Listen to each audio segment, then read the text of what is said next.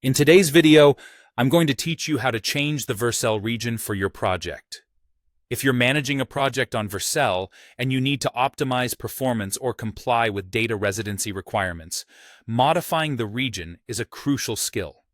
I'll guide you through this process step by step to ensure it's as straightforward as possible. So, let's dive right in.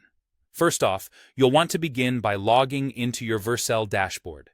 Simply navigate to their website and use your credentials to access your account. If you're new to Vercel or haven't logged in recently, you might need to go through some security steps like two-factor authentication to verify your identity. But once you're in, you'll find a neat and organized interface designed to make managing your projects as easy as possible.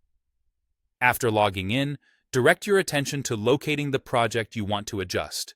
Your dashboard will display a list of all the projects you're handling, so pick the one that's on your mind today.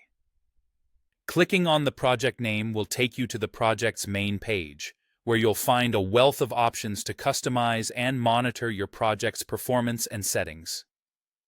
Now, look for the Settings tab. Vercel does a good job of keeping their layout intuitive, so you should see this tab along the top or in the main menu of your project's page. Clicking on it will open up a new set of options specific to customizing and maintaining your project. In the settings, focus your attention on the left-hand sidebar until you find the Functions section. This section is key because this is where you'll make the adjustments to your project's regional settings. Clicking on Functions will provide you with more detailed settings and options related to how your functions operate.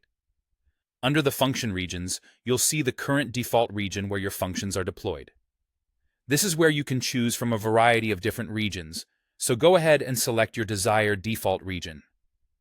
Choosing the right region can make a significant difference, reducing latency and improving data compliance. Make sure you pick one that aligns best with your project's needs and your audience's location. If you have any specific legal requirements regarding data residency, consider those as well while making your selection. And there you have it. By following these steps, you've successfully changed the region for your Vercel project. Remember, the choices you make here can impact everything from latency to regulatory compliance, so it's wise to review and choose thoughtfully. I hope you found this guide clear and informative. Thanks for watching, and be sure to check out our other tutorials for more helpful tips and insights on managing your projects efficiently.